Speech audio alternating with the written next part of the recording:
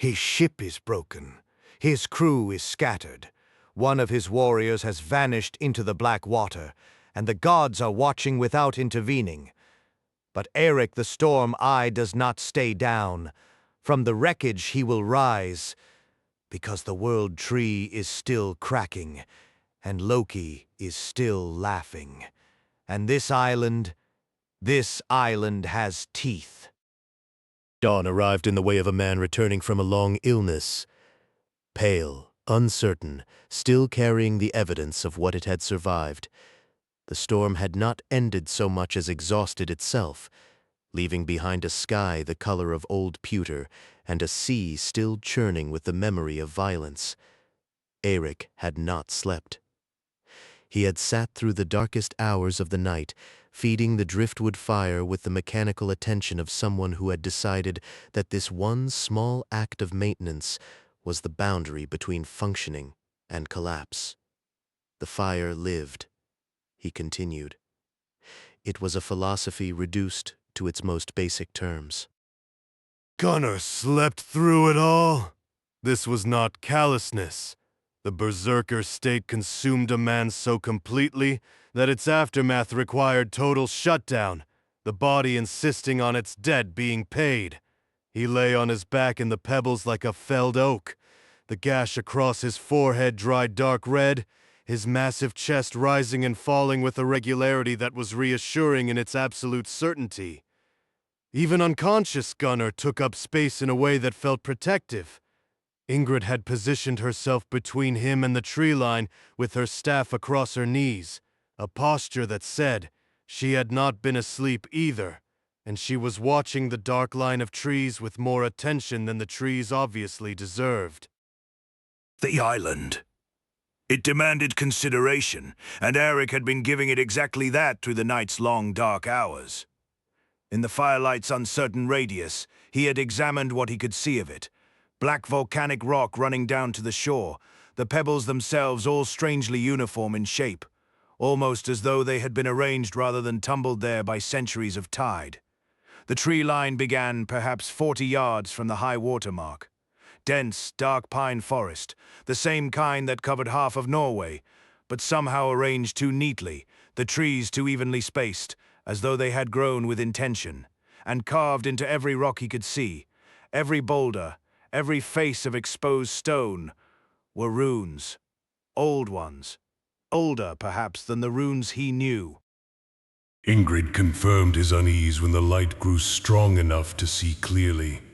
She rose from her position without stiffness. She moved like someone who had never allowed her body to believe it was old, and walked slowly along the base of the nearest boulder, tracing the carved runes with one finger without touching them.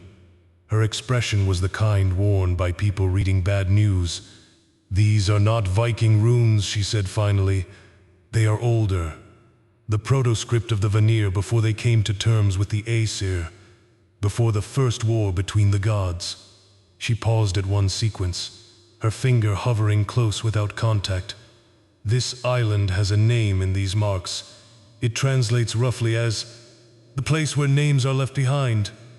She looked at Eirik. "That is not a reassuring name."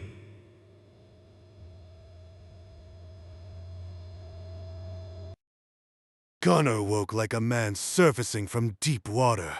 Sudden gasping, hands already searching for his axe before his eyes were fully open. He found it, which relaxed him somewhat.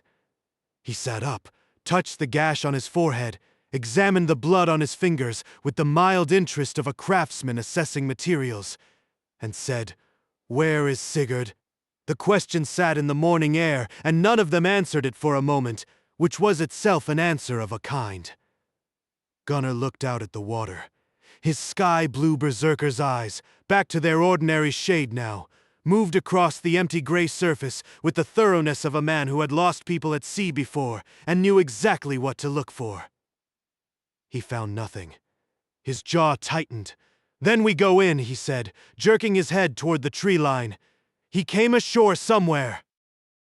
They entered the tree line with weapons drawn and the particular heightened attention of people who have been told by the landscape itself that it is not friendly.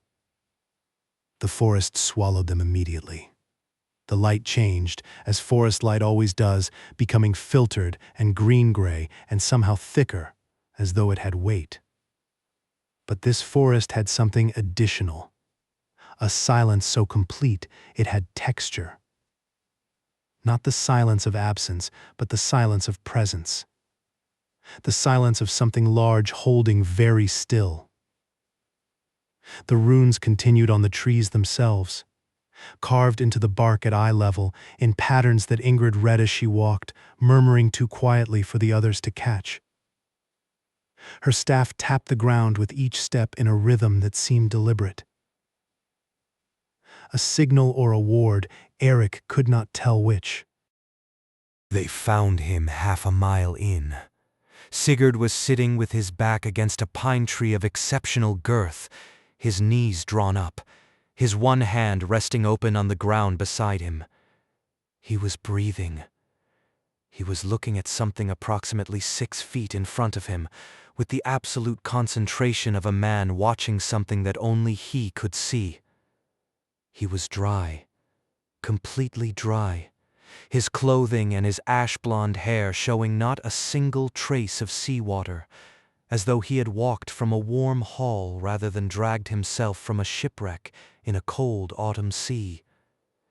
His light gray eyes moved to them as they approached, tracking with normal speed and apparent recognition. "I was wondering how long," he said. His voice was entirely ordinary. It was the ordinariness, somehow, that was most alarming. He could not explain how he came to be dry, nor how he had reached this particular tree, nor what he had been looking at with such intensity. He had clear memories of the wreck, the impact, the water, the cold. Then nothing. Then the tree. The gap between these two facts was not troubling him, he said, which was itself troubling. Ingrid walked a slow circle around him without speaking, her staff held at an angle that seemed diagnostic. She crouched and looked at his eyes from very close range, then straightened and said, in a tone that contained no drama precisely because it did not need any, "Something in this forest touched him. Something old. It looked at him through the water and found him interesting." She glanced at Eirik. He is himself, but he has been noticed. They moved back to the beach. Sigurd walked with them without difficulty, saying little, which was normal for him, though the quality of his silence had shifted. It had become less the silence of a man choosing not to speak, and more the silence of a man listening to something the others could not hear. Eirik walked beside him and said nothing, because there was nothing useful to say, and useless speech was a waste of the breath the gods had given you for screaming and praying. Back at the fire, with food from the provisions pack that had washed ashore in the night, the 4 of them sat and took stock of what they had. A wrecked ship, 4 people, 1 pack of sodden supplies, and an island whose name translated to something no reasonable person would want their name translated to. It was Ingrid who raised the question of the ship with the directness she applied to all painful subjects. "The broken branch is beyond repair with what we have here. The hull is opened in 3 places. We need timber, iron, pitch, and time we may not have before Harold finds this shore." She paused. "There may be timber on this island fit for planking, but the forest does not feel like a place that gives things freely." Eirik had been thinking about the same problem from a different angle. He had been watching the horizon since dawn. Harold's fleet had been scattered by the same storm that wrecked them. He had seen 2 of the red and black ships spinning in the gale before the crash. Scattered was not destroyed. They would regroup. They would search.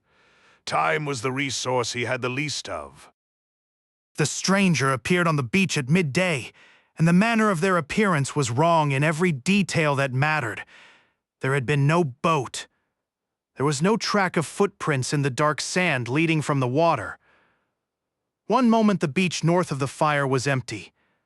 The next, a figure was standing there, at a distance precisely calculated to be within clear sight, but outside easy weapon reach, which suggested both awareness and caution. The figure was a woman. Tall, spare, dressed in dark gray wool and sealskin, with white hair worn loose that the wind moved around her like something alive. She carried a walking staff of gray driftwood, and around her neck hung a single iron disc on a cord. She was watching them with the patient expression of someone who had arrived at a destination she had been traveling to for a very long time. Her name, she said when Eirik approached to within speaking distance with his axe visible but not raised, was Valdis. She had lived on the island for 11 years. She was not a hermit by nature, but by circumstance. A chain of events she described in the brief, factual way of someone who has processed their losses so thoroughly they no longer required ceremony. She had been a ship's captain. Her crew had died on this shore. She had stayed because leaving required a ship she did not have, and because the island, once it knew you, was reluctant to release you without permission. She said this last part without drama, as a reported fact. Then she looked at Eirik's face with specific attention, at the eye patch, and said, "You paid Odin's price. That means you're operating under a divine commission, whether you chose it or not. I've been waiting for that." She had a shelter. Calling it a hall would be generous, but it was weatherproof, which was what mattered.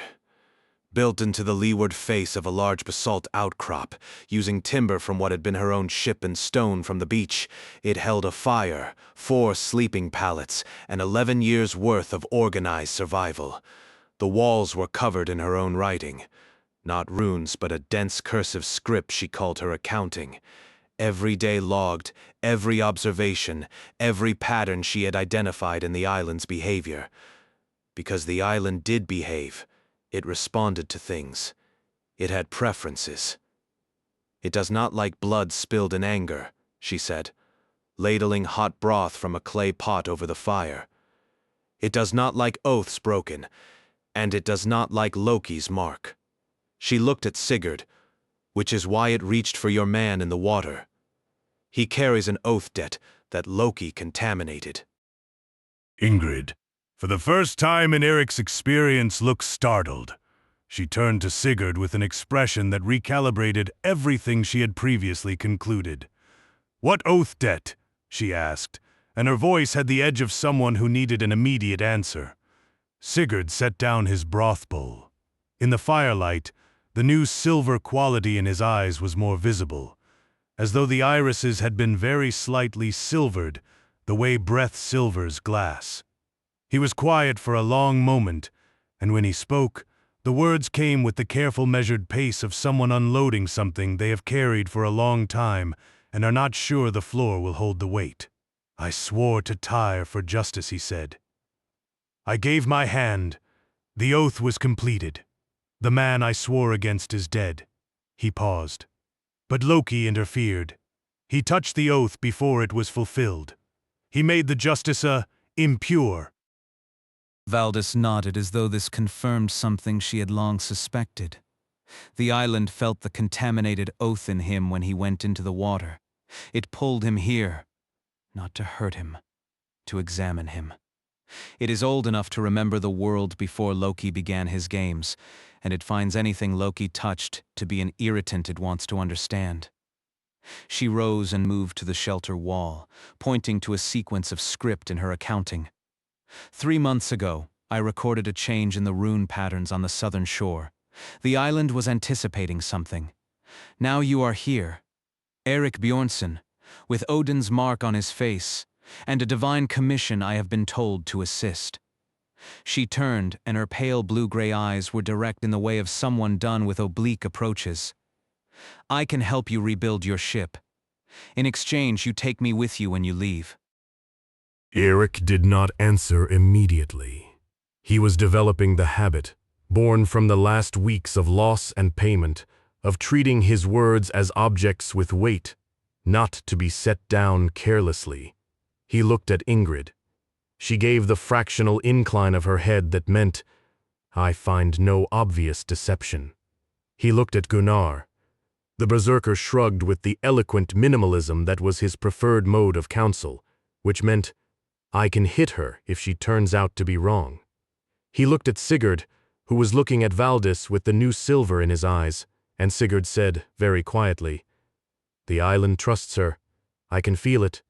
Whatever the island put in me when it examined me, it recognizes her."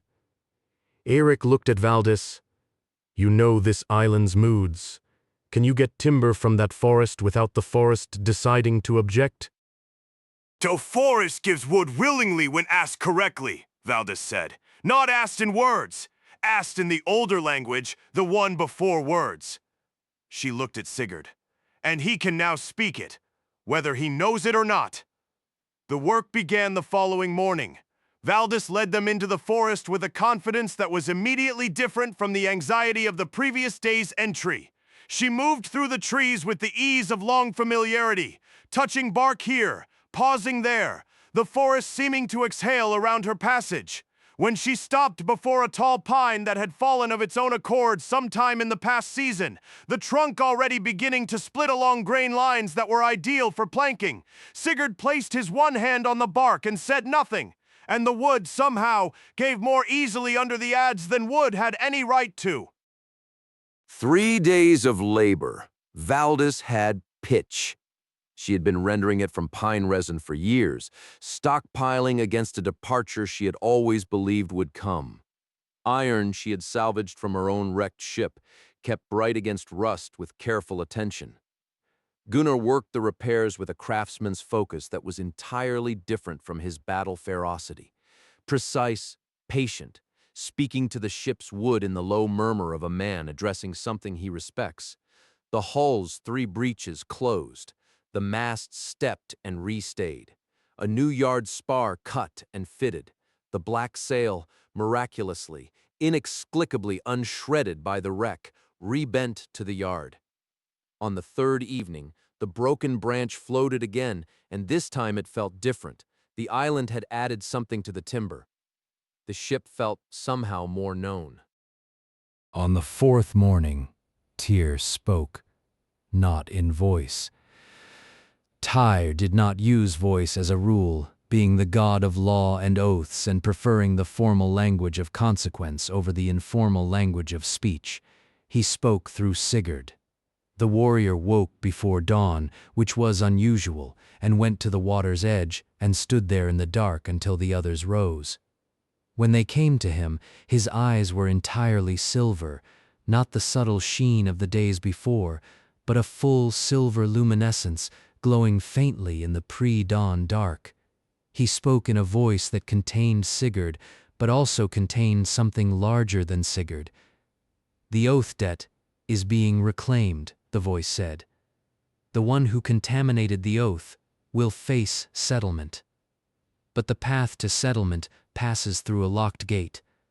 The key to the gate is held by the Jarl of Eisenfjord, not Harald, but Harald's brother Haldor, who does not yet know what his brother has become." The silver faded from Sigurd's eyes as the sun broke the horizon. He blinked several times in the way of someone whose interior had been briefly rearranged and was settling back to its normal configuration. He had no memory of what he had said, and when they repeated it to him, he was quiet for a long time before he spoke. "Haldor," he said. "I know that name." He did not elaborate on how or in what context. Eirik did not press him. There were things whose full weight revealed itself only over time, and forcing early disclosure helped nobody. He filed the name alongside everything else he had learned. Eisenfjord. Haldor. A locked gate. A key. The chain of what needed doing was lengthening, but it was also gaining clarity. Not random suffering, but a path, narrow and treacherous, but a path nonetheless. They departed the island at noon, with the tide and a fair wind, which Valdis seemed to expect. She was the last to leave the shelter, and she stood in its doorway for a moment with an expression that acknowledged 11 years without collapsing under their weight. Gratitude for survival, grief for the crew she had lost here, and the clean, forward-facing feeling of someone finally permitted to move. She closed the shelter door. She did not look back. She walked down to the shore and took her place at the oars with the economy of a woman who had been a captain and knew exactly where to put herself to be useful. Ingrid watched her and said in the quiet tone of private observation, "Freyja sent her here 11 years ago to wait for you. The goddess thinks ahead."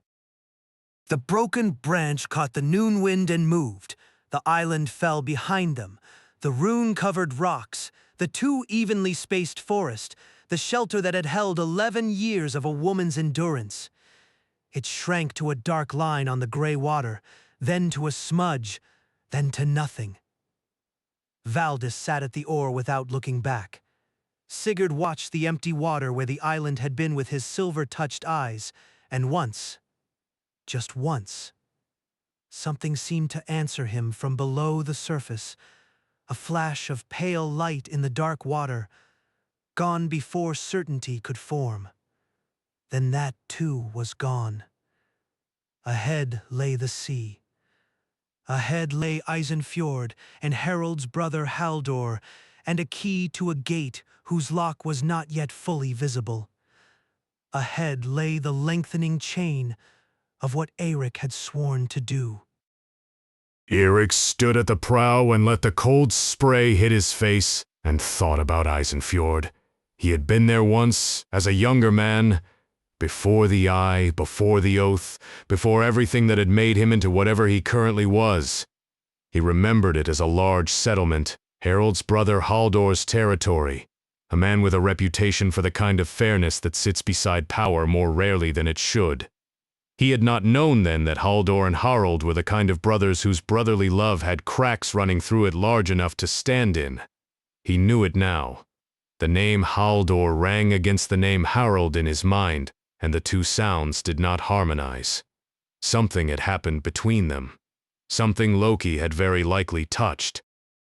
It was Valdis who first spotted the sail on the horizon as the afternoon light began its early winter retreat. One sail, then two, moving on an intercept bearing that was either coincidence or intention, and coincidence was a luxury Eirik had stopped believing in. She pointed without drama. Those are not Harald's colors. The sails were gray and white, a northern trader's palette, not a Jarl's war fleet. But the course was too deliberate for traders, and the speed was wrong. River Scout's gunner said in the flat tone that meant he recognized something specific, sent ahead of a fleet to find what the storm scattered. He looked at Eirik. Someone knows we survived. Someone wants confirmation. Eirik watched the distant sails. Two ships closing slowly, not fast enough to intercept before dark if the wind held. The decision was made in the way decisions are made when options are limited and darkness is arriving. Quickly, practically, and without ceremony. They would not run. The broken branch could not outrun two healthy ships with fresh crews. They would not fight. 4 fighters and a newly repaired vessel against 2 scout ships with unknown complement was poor odds and worse strategy. They would do the third thing, which was Ingrid's suggestion and which she delivered with the mild tone of someone proposing they have dinner. We become something else. Before they reach us. She held the amber pendant, and the silver light within it pulsed once, slowly, like a heartbeat. I can make this ship look, from a distance, like a wreck drifting unmanned, long enough for them to pass. She paused. It will cost me something, but I have enough left. The working was not dramatic. Ingrid closed her fist around the pendant and spoke in the old language. Not loudly, not with visible strain, but with the deliberate precision of someone performing a calculation. What the scout ship saw, presumably, was a battered, unmanned longship drifting in the evening chop. Wrecked debris, a danger to navigation, nothing worth investigating. What the crew of the Broken Branch experienced was stranger, a kind of pressure in the air around the ship, a gentle, insistent push towards stillness, the light seeming to soften and gray until the vessel itself seemed to have no more presence than a piece of sea shadow. The scouts passed half a mile to the north. They did not turn. Ingrid opened her fist. The pendant's glow was dimmer. She was gray around the eyes in a way she had not been that morning. She said nothing. Nobody said anything.